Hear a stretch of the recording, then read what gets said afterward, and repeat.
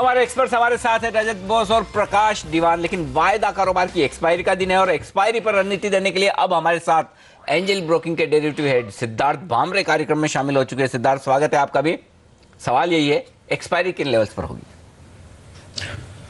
Good morning Anil ji. हम expect कर रहे थे 2 दिन पहले कि ये मार्केट में एफआईएस की काफ़ी अच्छी लॉन्ग पोजीशंस हैं। उन्होंने कॉल ऑप्शन भी काफ़ी खरीद के रखे थे पहले से ही 72-7300 के calls. So we were anticipating कि एक्सपायरी अबाउट 7200 होगी, but that looks next to impossible now. Last 2 दिन का डेटा में देखो जिसमें मार्केट करेक्ट हुआ है, काफ़ी सारी कॉल राइटिंग हुई है और कल भी हमने देखा कि कॉल राइटिंग 7050 7100 में भी स्ट्रॉन्ग कॉल राइटिंग हुई है। डोंट एक्सपेक्ट कि बहुत बड़ा डाउनसाइड या अपसाइड मूव आएगा। मोरलेस रोल ओवर्स इन लाइन है। इनफैक्ट बैंक निफ्टी में रोल ओवर्स हाई है, निफ्टी में रोल ओवर्स इन लाइन है और काफ़ी सारे रोल ओवर्स ऑलरेडी हो चुके हैं। तो आज के सेशन में मैं एक्सपेक्ट कर रहा हूँ कि थोड़ा सा फ्लैटिश रहेगा, बहुत ज़्यादा वोलेटिलिटी नहीं रहेगी, बहुत ज़्यादा डाउनसाइड भी नहीं, अपसाइड भी नहीं। इम्प्लाइड वोलेटिलिटी काफ़ी हाई है। अगर आप देखो तो 21-22% के आसपास आईवीज चल रही है और हो सकता है कि ये बजट से रिलेटेड आईवी बड़ी है, लेकिन करंट सीरीज वेब सीरीज की भी आईवीज हाई है। तो मैं सजेस्ट करूंगा कि आज के सेशन में 7000 का पुट बेचे और 7050 का कॉल बेच के ये प्रीमियम पॉकेट इन करें। मुझे नहीं लगता कि बहुत ज्यादा डिविएशन ये रेंज से होगा आज के सेशन में।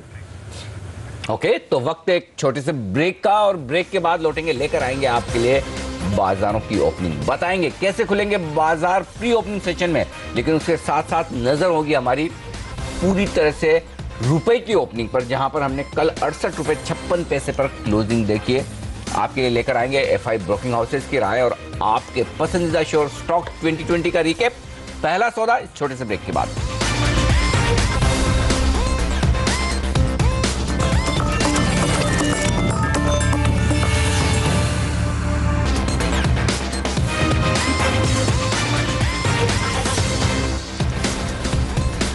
चलिए भारतीय बाजारों की शुरुआत की तैयारी प्री ओपनिंग सेशन में, और इस वक्त संकेत देख लें दुनिया भर के बाजारों से। एसजीएक्स निफ्टी में सुस्ती छाई हुई है, 2 अंक नीचे, और उसकी वजह है हांगकांग और चीन के बाजार जो लाल निशान में कारोबार करते हुए दिख रहे हैं। लेकिन साथ ही में निक्केई के बाजारों को देखें तो वहां पर 0.5% के आसपास की मजबूती। स्ट्रेट टाइम कॉस्पी जैसे बाजार मामूली से हरे निशान में, लेकिन चीन और हांगकांग के बाजारों में कमजोरी का रुझान अब भी बरकरार है। कुछ देर है अभी प्री ओपनिंग सेशन की शुरुआत होने में, उससे पहले कुछ और स्टॉक्स पर राय ले ली जाए। डिशमैन फार्मा ये स्टॉक है जो बोनस देने की घोषणा कर रही है कंपनी। खरीदना चाहिए क्या? प्रकाश, आप क्या राय रखते हैं इस पर? नहीं, बिल्कुल नहीं। नहीं, छोड़ दें, और जिसके पास है उनका क्या करें?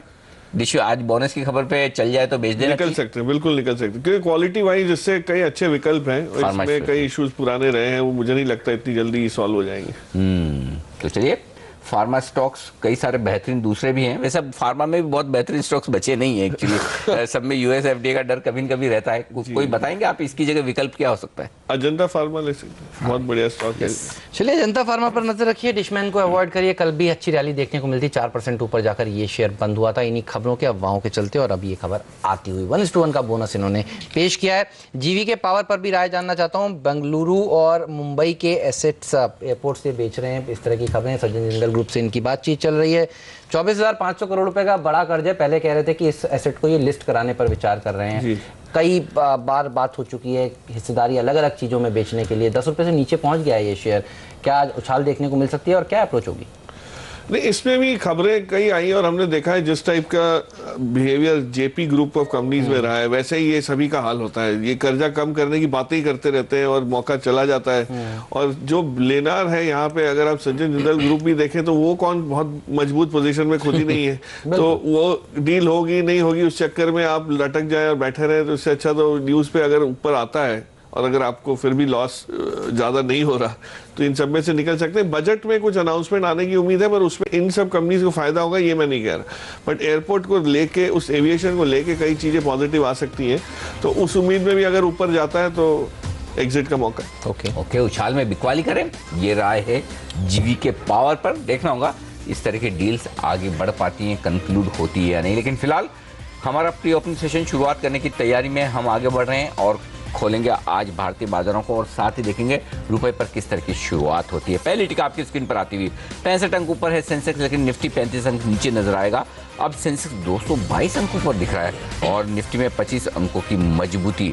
मजबूत क्या है? ओएनजीसी 5% ऊपर, टाटा मोटर्स 3% ऊपर। ये दो स्टॉक मजबूत खुलने के संकेत दे रहे हैं प्री ओपनिंग सेशन में। वहीं कमजोरी दिखेगी आपको आईटीसी में 2.5% के नुकसान के साथ शुरुआत होने के संकेत यहां पर आते हुए दिखेंगे। रिलायंस में 2% के आसपास की कमजोरी दिख रही है। गैस अथॉरिटी गेल 7% ऊपर नजर आएगा। कोटक बैंक अब 4% ऊपर दिख रहा है प्री ओपनिंग सेशन की शुरुआत में। तो काफी उतार चढ़ाव भरे ट्रेड आज प्री ओपनिंग सेशन की शुरुआत में जरूर दिख रहे हैं, लेकिन सही शुरुआत होगी रुपए की, एकदम सही और सटीक जो लेवल्स होंगे वो असली होंगे और सही होंगे, क्योंकि प्री ओपनिंग सेशन को सेटल होने में अभी वक्त है। 9:07-8 तक सेटल होगा। इस वक्त रुपए में 9 पैसे की मजबूती के साथ हमने शुरुआत होती देखी। तो थोड़ी रिकवरी के संकेत ग्लोबली जो आए हैं करेंसी मार्केट में डॉलर के मुकाबले दूसरी करेंसी के, वो हमारे यहाँ भी दिख रहे हैं। मामूली सी तेजी, बहुत बड़ी तो नहीं, लेकिन 68-50 के आसपास हम टिके हुए हैं और उससे थोड़ा ऊपर हमने रुपए पर इस वक्त शुरुआत होते हुए देखिए। तो ये एक थोड़ा सा संकेत है। मैं यहाँ पर सिद्धार्थ आपकी कॉल्स देख रहा था, आप टेलीकॉम सेक्टर पर बुलिश है, क्या वजह है? आपको टेलीकॉम स्टॉक्स अच्छे लग रहे हैं और रैंकिंग में कैसे रखेंगे फिर भारती, आइडिया, रिलायंस कम्युनिकेशन को? रैंकिंग होगी आइडिया, भारती और आरकॉम। आइडिया और भारती में हम देख रहे हैं कि थोड़ा कंसोलिडेशन हो रहा है, नीचे से बाउंस बैक आया है और ये बाउंस बैक शॉर्ट कवरिंग के चलते नहीं, फॉर्मेशन ऑफ लॉन्ग पोजीशंस हो रही है। और जिस तरह से चार्ट पे भी अगर थोड़ा आप देखें तो ऐसा लग रहा है जैसे एक बॉटम फॉर्मेशन बना है आइडिया और भारती में। आरकॉम में why bullish stance is there because RCom में बहुत सारी शॉर्ट पोजीशंस क्रिएट हुई थी राइट फ्रॉम 80-85 लेवल से, और ये पोजीशंस रोल ओवर नहीं हो रही है। 47 से 50 के बीच में स्टॉक ने अच्छा सपोर्ट लिया है, मल्टी ईयर सपोर्ट है 47 और 50 के बीच में, और वहां से अब हम देख रहे हैं कि रोल ओवर कम हो रही है और हो सकता है कि इसमें थोड़ी बहुत फॉर्मेशन ऑफ लॉन्ग पोजीशंस भी देखें। तो ये तीनों स्टॉक्स पे और इसी तरह से टेलीकॉम सेक्टर पे हमारा opinion technically and derivatives perspective से बुलिश है in this uncertain market scenario. Telecom share हैं जिस पर आपकी नज़र होनी चाहिए। कल बाजार बंद होने के बाद कैस्ट्रॉल और आईटीडी सीमेंटेशन के नंबर्स भी आए। कैस्ट्रॉल के नंबर्स ठीक ठाक दिख रहे हैं, लेकिन आईटीडी सीमेंटेशन के नंबर्स काफ़ी अच्छे दिख रहे हैं। बेटा 3 गुना बढ़ा है, मार्जिन देखिए 4% से बढ़कर 6.2% रहे हैं। आईटीडी सीमेंटेशन कैसा लगता है ये शेयर, आपको कैसे नंबर्स लगे? बहुत इंप्रेसिव नंबर्स हैं हेमंत, और इनफैक्ट मुझे लगता है इस टाइप के नंबर कोई पहले तिमाही में नहीं दिखे। One of the best numbers that the company is reported. और इसके अलावा आप ये देखिए कि कंपनी की आगे चल के भी बढ़त बहुत हो सकती है, क्योंकि स्मार्ट सिटीज, अर्बनाइजेशन, जो भी कंस्ट्रक्शन, यूटिलिटीज का, ब्रिजेस, फ्लाईओवर का रहता है, उसमें इस कंपनी का बहुत अहम काम रहता है। पाइलिंग में एक्सपर्ट्स हैं ये लोग। 2 दिन पहले हमने इसको बजट पिक में भी इसका समावेश किया है। तो ये कंपनी तो ऐसी है कि जब भी आपको मौका लगे, और कोई फंडामेंटल चेंज के बिना गिरावट आई थी इसकी अपने पिछले 52 वीक हाई से, तो मौका बनेगा तो लेना चाहिए और अपने पोर्टफोलियो में इसको लंबे समय के लिए भी रख सकते हैं, not just for today's announcement. चलिए, निवेश के लिहाज से बेहतरीन स्टॉक है आईटीडी सीमेंटेशन, खरीदारी करें आप। लेकिन एफआईज कहां आपको राय दे रहे हैं खरीदारी या बिकवाली, क्योंकि इनकी राय बड़ी अहमियत रखती है। और हमेशा की तरह आज फिर से हमारे साथ है नीति, ये तमाम एफआई रिपोर्ट्स पढ़कर हमारे साथ। बताइए नीति, नेल्को और हिंडाल्को ये 2 स्टॉक हैं एल्यूमिनियम स्पेस से जहां पर एफआईज की तरफ से रिपोर्ट्स आई हैं, क्या है रिपोर्ट्स? बिकवाली की सलाह दे रहा है गोल्डमैन सैक्स। सबसे पहले नाल्को पर टारगेट प्राइस इन्होंने 31 रुपए तक का दिया है, 33 रुपए के आसपास करंट मौजूदा भाव है इसका। एल्यूमिनियम और एल्यूमिनिया डिवीजन के जो प्रॉफिटेबिलिटी है वो अगले साल और कमजोर होती हुई नजर आएगी। इनफैक्ट ये फोरकास्ट कर रहे हैं एबिटा लॉसेस के अगले 2 साल में होते हुए नजर आएंगे, और जो एल्यूमिनिया सेगमेंट के जितने भी थोड़े बहुत पॉजिटिव्स होंगे वो उसको भी ऑफसेट कर देगा। 31 रुपए तक का टारगेट बिकवाली करके चलिए, साफ तौर पर गोल्डमैन सैक्स की राय है। सीएलएसए दिग्गज ब्रोकरेज हाउस फर्म हिंडाल्को पे मगर अपग्रेड का कॉल दे रहा है। आउट परफॉर्म से रेटिंग इसकी बढ़ा के बाय यानी खरीदारी की सलाह भी दे रहा है, और इन्होंने लक्ष्य भी इनका बढ़ा दिया है। 92 रुपए से अब इसका लक्ष्य बढ़ा के इन्होंने 95 रुपए तक का कर दिया है। मौजूदा भाव से 44% की तेजी आ सकती है। क्यों? क्योंकि ये वॉल्यूम ग्रोथ बेहतरीन वॉल्यूम ग्रोथ इनकी बेहतर होने वाली है। साथ साथ में ये अपने प्रोडक्ट मिक्स को काफी ज्यादा सुधार करने वाले हैं। अगले 2 साल में इनकी अर्निंग्स एकदम रिबाउंड कर जाएंगी। बेहतरीन रिकवरी आपको अर्निंग्स दिखाएगा। 95 रुपए तक के लक्ष्य के लिए आप हिंडाल्को में निवेश करिए, ऐसा मानना है सीएलएसए VLSA का। ओके, तो हिंडाल्को में निवेश करने की राय निकल कर आ रही है नीति, लेकिन इसके अलावा और कौन सी कंपनियां हैं जहां पर ब्रोकरेज हाउसेस बुलिश या बेरिश है? दो बड़े पॉजिटिव आज कॉल्स आए हैं। ल्यूपिन पर यूबीएस अपना मेंटेन कर रहा है खरीदारी की सलाह। टारगेट प्राइस इन्होंने 2510 रुपए तक का दिया है। 43% की मौजूदा भाव से आपको यहाँ तेजी दिखा सकता है। दरअसल बाजार ने इनका मानना है कि दो डायबिटीज की जो उन्होंने ड्रग्स थे, ग्लूमेजा और फोटामेट, इन दोनों के प्राइस इंक्रीज किए थे, जिसको बाजार ने बहुत अच्छी तरह से अभी इम्पैक्ट आकलन नहीं किया है इसका। अब इसका आपको आगे जाके असर देखने को मिलेगा। ये बहुत पॉजिटिव होने वाला है। चौथी तिमाही इनकी बेहतरीन होगी, इनका बहुत अच्छे रिजल्ट्स आने वाले हैं और साथ साथ में इनका मानना है स्ट्रॉन्गेस्ट इंडियन फार्मा कंपनी है, वन ऑफ द स्ट्रॉन्गेस्ट। आपको निवेश करके चलना चाहिए। 2510 रुपए तक का लक्ष्य ल्यूपिन आपको दिखा सकता है। वहीं एनटीपीसी पे क्रेडिट स्विस का एक आउट परफॉर्म का कॉल दिया है। 160 रुपए तक के लक्ष्य आपको ये स्टॉक भी दिखा सकता है। नई कैपेसिटी की जो कमीशनिंग करेंगे ये की ड्राइवर होगा, यहां से आपको ग्रोथ आती हुई नजर आएगी। आउट परफॉर्म की रेटिंग एनटीपीसी पे 160 रुपए तक के लक्ष्य क्रेडिट स्विस दे रहा है। ओके, 160 के लक्ष्य एनटीपीसी खरीदारी करने की राय। शुक्रिया नीति ये रिपोर्ट्स देने के लिए। लेकिन खरीदना चाहिए कि एनटीपीसी, जिन लोगों ने ऑफर फॉर सेल में नहीं लगाया पैसा? क्या राय है प्रकाश आपकी?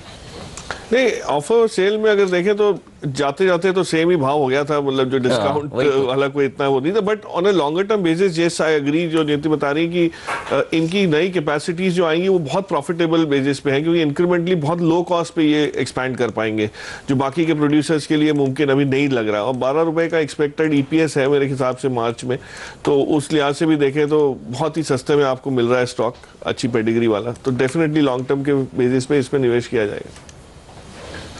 ओके, तो लॉन्ग टर्म के लिए निवेश किया जाए एनटीपीसी में, ये राय है फंडामेंटल एक्सपर्ट की तरफ से। चलिए, लेकिन ये तो निवेश की बात है। ट्रेडिंग के लिहाज से अगर आज के एक्शन भरे दिन आपको ढूंढने हैं, वो स्टॉक्स जो दिखाएंगे आपको ट्रेडिंग के बेहतरीन मौके।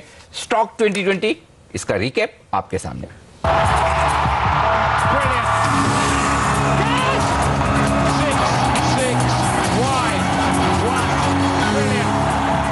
आइए देख लेते हैं पूरी की पूरी टीम किस तरह से निकल कर आई है। रिलायंस पावर खबरों के दम पर तेजी दिखा सकता है। जिस तरह से यूएमपीपी शासन के जो हैं वहां पर टैरिफ बढ़ाने की मंजूरी रेगुलेटर ने दी है, इससे फायदा होगा। रिलायंस इंफ्रास्ट्रक्चर की रिलायंस पावर में हिस्सेदारी ओन करता है, यहाँ पर तेजी देखने को मिलेगी। जस्ट डायल का जो बायबैक है और नए प्रोडक्ट लॉन्च है वो आज होने वाला है, यहाँ पर एक अच्छी रैली देखने को मिल सकती है। आईसीआईसीआई बैंक में लेकिन आज भी बिकवाली हावी रह सकती है। ये शेयर आज फिर से नए 52 हफ्ते के निचले स्तर छू सकता है। आईटीसी में पिछले कई दिनों से सिलेक्टर्स बेरिश हैं।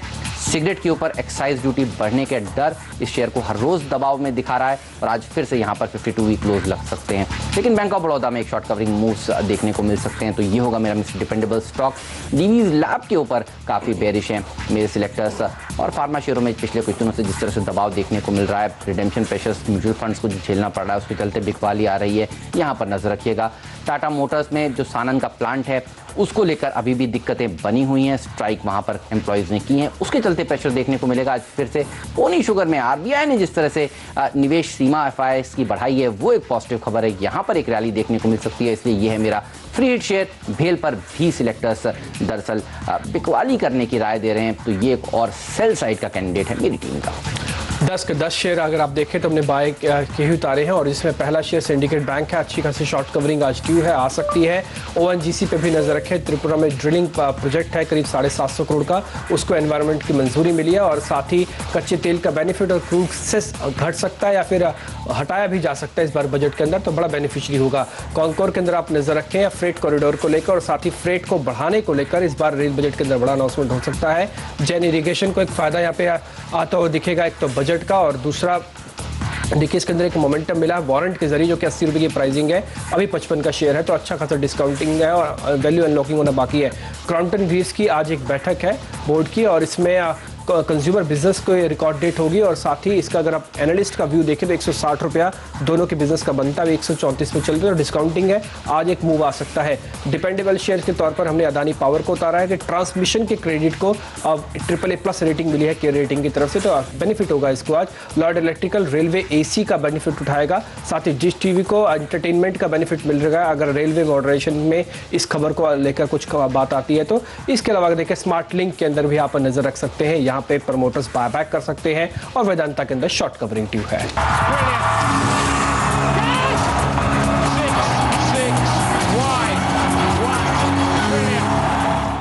चलिए, तो ये थे वो टॉप 20 स्टॉक्स जहां पर आज एक्शन देखने को खुलने के साथ ही मिलेगा। इंट्राडे में आप यहां पर मुनाफा कमा सकते हैं, लेकिन आप देखिए इस समय एशियाई बाजार, खास तौर पर चाइना के मार्केट्स, हांगकांग के मार्केट्स, यहां पर दबाव थोड़ा गहराता हुआ, तो ये अच्छे संकेत नहीं भारतीय बाजारों के लिए आज के दिन। और ओपनिंग से ठीक पहले जिस तरह से ये कमज़ोर हुए हैं, दिक्कत की बात यहाँ पर साफ तौर पर है।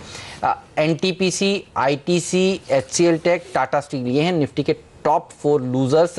और आप देखिए आईटीसी जिस तरह से कमज़ोर हो रहा है। सिद्धार्थ, आपसे राय लेना चाहता हूँ। बजट से पहले हम जनरली देखते हैं यहाँ पर प्रेशर बनता है इसी एक्सपेक्टेशन के चलते कि एक्साइज ड्यूटी सिगरेट्स पर कहीं बढ़ ना जाए, और गिरेगा क्या? आज नए 52 हफ्ते के निचले स्तर लगा सकता है, और कैसे अप्रोच करेंगे? एफएनओ में है ये शेयर।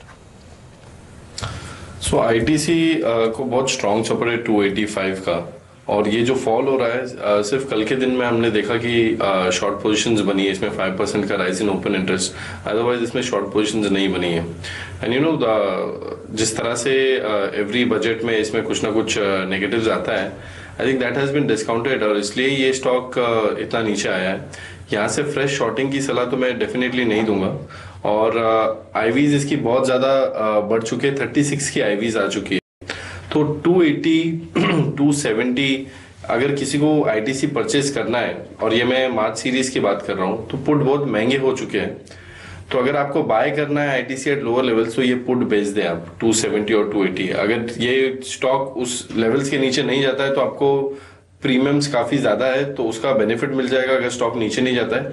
एंड एनीवेज आपने मन बनाया कि 270 पे मुझे आईटीसी लेना है, तो अगर स्टॉक नीचे आता है तो आप 270 पे आईटीसी ले लीजिए। तो ये बेसिकली पोजिशनल ट्रेडर्स के लिए स्ट्रेटेजी है कि आप 270 और 280 के मार्च के पुट ऑप्शंस बेचे आईटीसी में। ओके, तो ये ज्यादा बेहतर होगा पुट ऑप्शंस बेचना। लेकिन सिद्धार्थ, क्या आप ऑयल एंड गैस से जुड़े कोई शेयर में खरीदारी करना चाहते हैं शॉर्ट कवरिंग के चलते, या फिर क्रूड में जिस तरह का उछाल आया एक्सपायरी के दिन, क्या ये इनमें से कोई शेयर है आपके रडार पर उछल सकता है? रिलायंस काफी स्ट्रांग है, but not to do with expiry, लेकिन जिस टाइप की पोजीशंस उसमें है, हमने देखा कि किस तरह से 900-920 के आसपास इसमें एक्सपर्ट आता है। मुझे लगता है कि ये स्टॉक में स्ट्रेंथ है, बाय ऑन डिप स्टॉक्स रहेगा। एंड अदर स्टॉक ओएनजीसी के ऊपर आप लोग चर्चा कर रहे हैं काफी, तो मुझे लगता है कि ये 220-225 तक जा सकता है, तो उसमें पॉजिटिव बाय से ट्रेड हो सकता है। My technical analyst is bullish on Hindustan petroleum from technical perspective. जो बड़ा अपसाइड मूव आया था उसका अच्छा खासा रिट्रेसमेंट हुआ है और वहां सपोर्ट ले रहा है स्टॉक, तो that is also one of the stock जहां पे हम पॉजिटिव बाय से ट्रेड करेंगे। तो रेल बजट का दिन है, और रेल बजट में जनरली चर्चा ये होती है कि शायद फ्रेट रेट कहीं बढ़ ना जाए, और उससे सीधा सीधा इम्पैक्ट जो होता है वो नेगेटिव देखा जाता है या समझा जाता है। ट्रेडर्स कम से कम मान कर चलते हैं कि सीमेंट कंपनियां, मेटल कंपनियां, फर्टिलाइजर कंपनियों को होगा। एसीसी अंबुजा, इन दोनों के चार्ट्स कैसे लगते हैं आपको, और क्या यहाँ पर कोई पोजिशंस लेना चाहेंगे आप बजट से पहले, रेल बजट से पहले?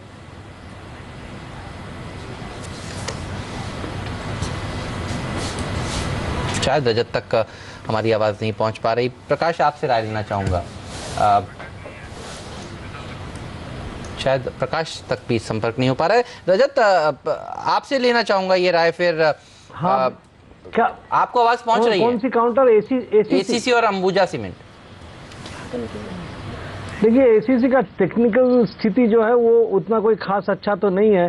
कल का जो हाई था मतलब 1245 का, उसके ऊपर अगर वो सस्टेन कर पाए तभी इसमें कोई खरीदारी करने का सोचिए, क्योंकि वहाँ पे तीनों मूविंग एवरेज मतलब 5 डे, 8 डे, 13 डे, तीनों मिलके उसी लेवल पे है। तो वो लेवल जब तक पार करके ऊपर नहीं सस्टेन करता है तब तक खरीदारी करने से थोड़ा दिक्कत हो सकता है। So ACC is a buy only above 1245।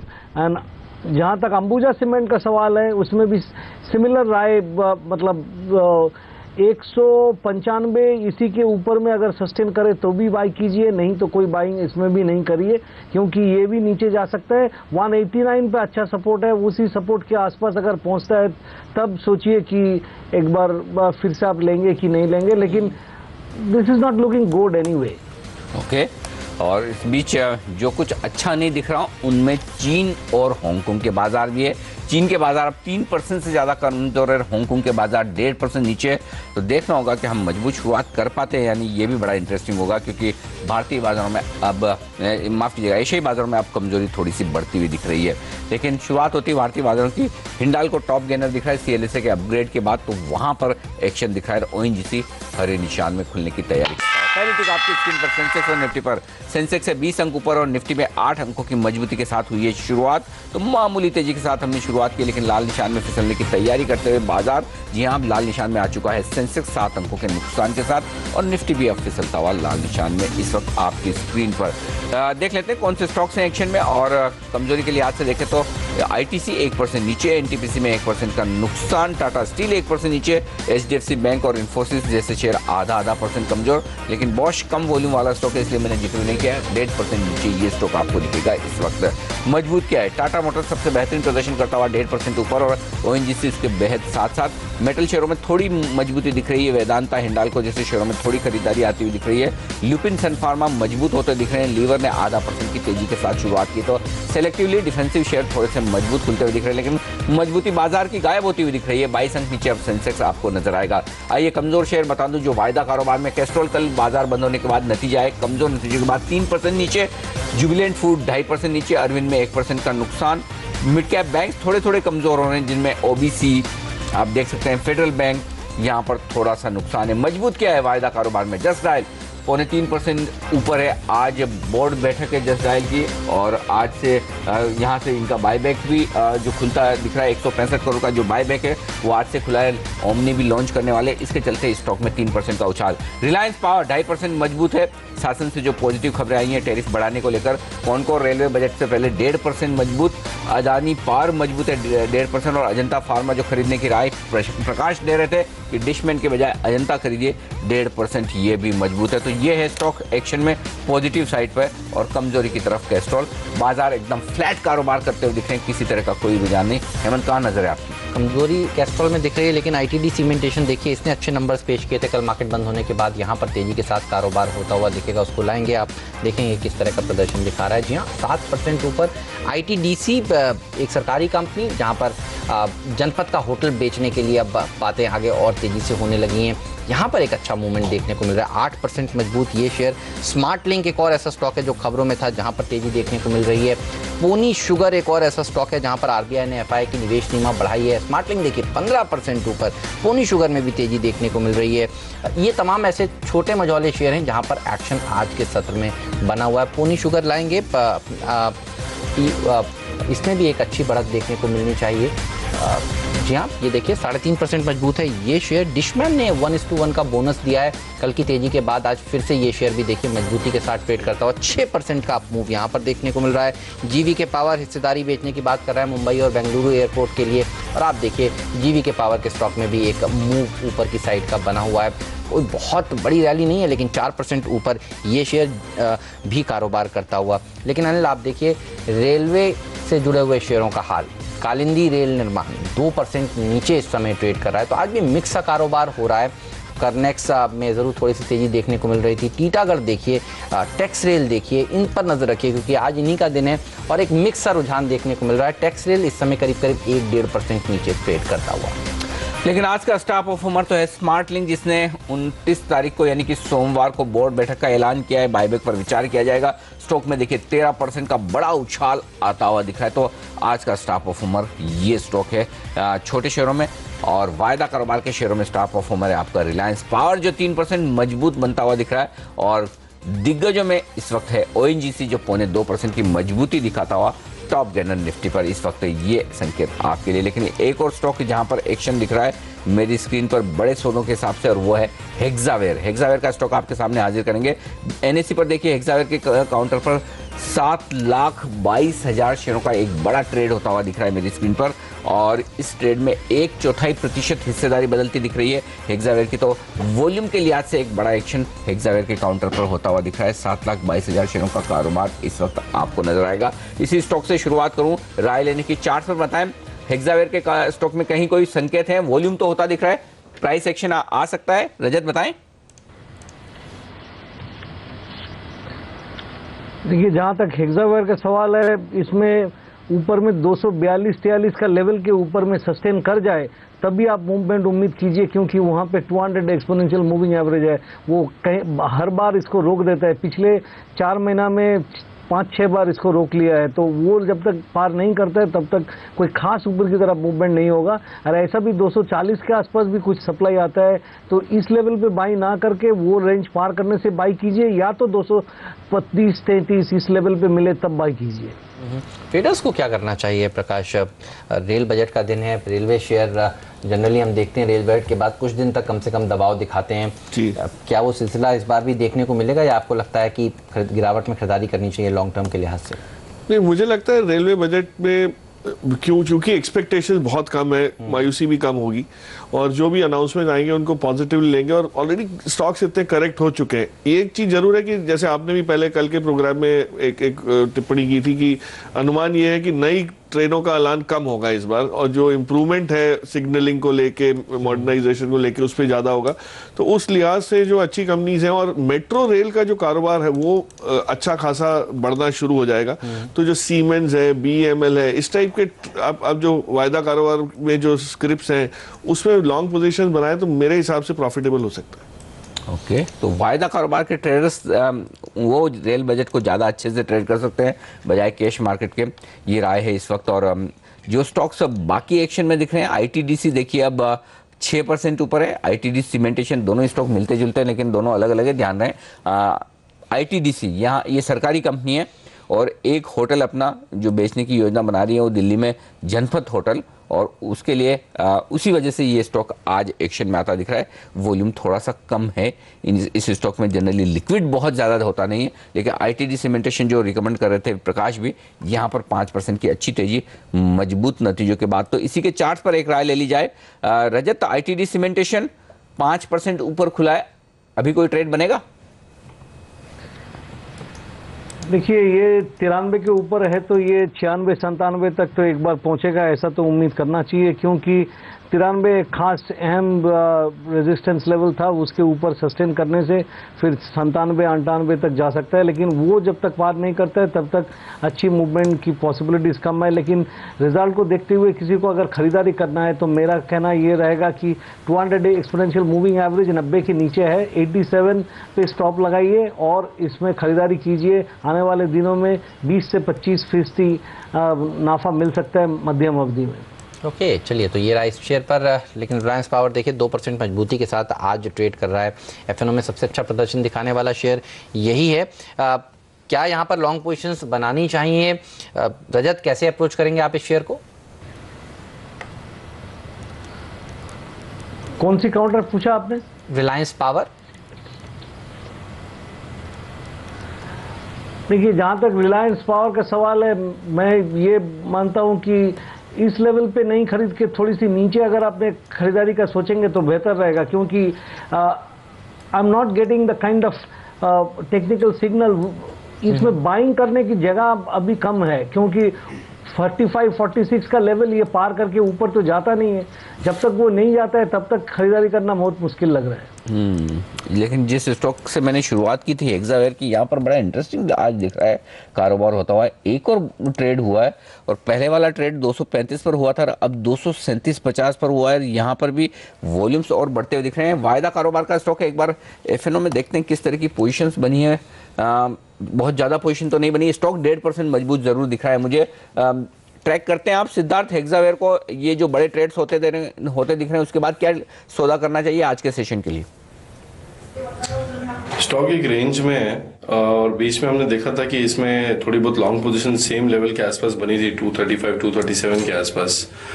थोड़ा टेक्निकली इंस्पायर्ड होके मैं इसमें व्यू लूंगा कि unless and until this stock अगर ये 245 के ऊपर नहीं जाता है तो मुझे नहीं लगता इसमें बहुत बड़ा मोमेंटम आएगा। लेकिन this is not a stock जैसे IT स्पेस में हम रिसेंटली कुछ वीकनेस देख रहे हैं, SCL टेक या TCS वगैरह, इस स्टॉक में वीकनेस नहीं है, तो that positive trader can take and trade accordingly. Crompton Greaves ये एक और ऐसा स्टॉक है जो आज खबरों में है। बोर्ड बैठक होने वाली है, इनकी रिकॉर्ड डेट ये तय करने वाले हैं, और तय करेंगे जो इनका जो डीमर्ज हो रहा है कारोबार कंज्यूमर इलेक्ट्रिक्स का, उसके शेयर देने के लिए कौन सी तारीख रिकॉर्ड डेट के तौर पर तय की जाए? कैसे देख रहे हैं आप इस पूरे कॉर्पोरेट डेवलपमेंट को? नतीजों के बाद हमने देखा था तेज पिटाई हुई थी इस शेयर में, और उसके बाद अब ये खबर आती हुई, कैसे अप्रोच करेंगे इसे? देखिए, कंपनी तो बहुत अच्छी है, कोई उसमें दो राय नहीं है। माहौल थोड़ा सा कैपिटल गुड्स का वीक होने की वजह से नरमी रही है स्टॉक प्राइस में, लेकिन जो डिसअपॉइंटमेंट मार्केट को रहा वो इनके ट्रांसपेरेंसी लेवल्स को लेकर रहा था कि इन्होंने कई चेंजेस किए मैनेजमेंट में, जो नंबर्स आए उसमें भी जो रिस्ट्रक्चरिंग की, उसका पहले से स्ट्रीट को एक्सपेक्टेशन है, कोई अनुमान ना होके एकदम से सरप्राइज एलिमेंट जो था, उस लिहाज से जो गिरावट आई है उसके बाद मुझे लगता है अगर कंपनी इससे एक कोई सबक सीख के अगले जो कदम लेने वाली है वो ट्रांसपेरेंटली करे और स्ट्रीट के साथ, एनालिस्ट के साथ शेयर करके करे, उनको कॉन्फिडेंस में लेके करे, तो बहुत अच्छा एक पिक हो सकता है। तो इस लेवल पे महंगा नहीं है, वैल्यू बाई बनता है, लेकिन थोड़ा सा इसमें आदमी को पेशेंस रखनी पड़ेगी और एक दूसरा मौका देना पड़ेगा मैनेजमेंट को to come up with things more transparently. But मेरे लिहाज से एक बाई बनता जरूर है इसमें।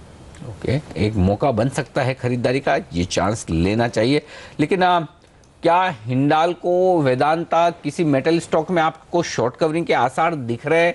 खरीदना चाहेंगे सिद्धार्थ आज एक्सपायरी के दिन, या फिर उछाल में बिकवाली करना समझदारी की बात होगी?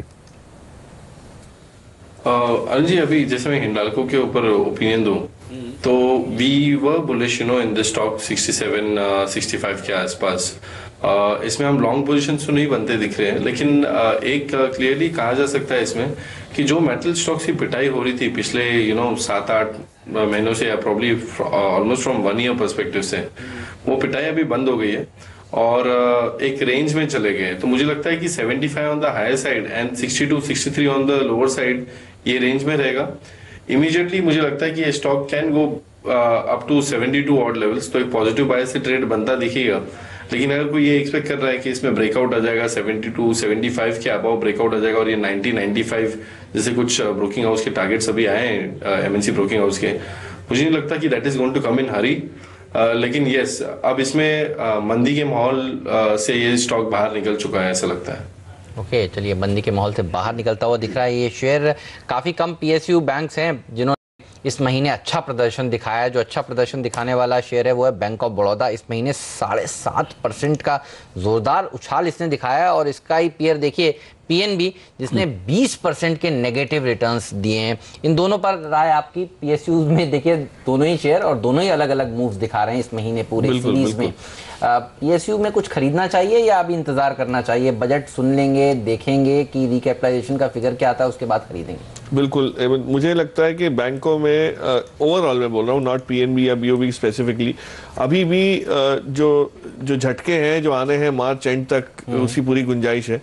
और बीओबी के नतीजों के बाद ये जो निकला है कि भाई 10% तक ग्रॉस एनपीए बड़ी बैंकों के हो सकते हैं, जबकि उन्होंने ऐलान 4-4.5%, 5% के किए हुए हैं। तो मार्च तक अगर वो जो बाकी का जो है हिस्सा वो आता है, प्रोविजनिंग का भी हिस्सा आता है, तो उसके बाद लेना बेहतर रहेगा। और रिकैपिटलाइजेशन इमीडिएटली अगर होगा तो उसका इम्पैक्ट पॉजिटिव रहेगा, ना कि वो साल का आपको 4 साल का टारगेट, एक टाइम लाइन दे दी और अगले 4 साल में हम कर देंगे वाली बात से कोई, मुझे नहीं लगता मार्केट बहुत पॉजिटिवली उसको लेगा। तो बजट के बाद लेना बेहतर है, पर तब तक बैंक्स को बिल्कुल छूना नहीं चाहूंगा। ओके, बैंक खरीदने हैं तो सिर्फ और सिर्फ बजट के बाद। लेकिन एक जगह जो साफ खरीदारी होती दिख रही है वो प्रकाश अजंता फार्मा है, जो आपने सुबह सुबह कहा 2.5% ऊपर है स्टॉक। और सबसे बढ़िया बात क्या है, ओपन इंटरेस्ट करंट सीरीज में 3.5% बढ़ा है, यानी कि आज तेजी की पोजीशंस यहाँ पर ट्रेडर्स बना रहे हैं। तो इसलिए जाते जाते एक राय अजंता फार्मा पर ले लूँ मैं सिद्धार्थ से। सिद्धार्थ, क्या कहेंगे? चार्ट्स पे तो ये स्टॉक डेफिनेटली स्ट्रेंथ दिखा रहा है, वीकनेस बिल्कुल नहीं है इसमें। और हमने देखा है कि इसमें लॉन्ग पोजीशंस भी बनी है फरवरी सीरीज में। In fact mid of February series से हम दिख रहे हैं कि इसमें लॉन्ग पोजीशंस बनी है। कल के सेशन में इसमें 17% राइज इन ओपन इंटरेस्ट हुआ है विद पॉजिटिव प्राइस मूवमेंट। तो डेफिनेटली ये स्टॉक एक अच्छे ट्रेंड में बाय ऑन डिप स्टॉक रहेगा। जनरली लोगों का परसेप्शन ये हो जाता है कि मार्केट में करेक्शन हो रहे हैं और ये स्टॉक करेक्ट नहीं हो रहा है, तो चलो इसको अभी शॉर्ट करो, तो वो भूल ना करें। अजंता फार्मा स्ट्रांग लग रहा है फ्रॉम डेटा पर्सपेक्टिव से।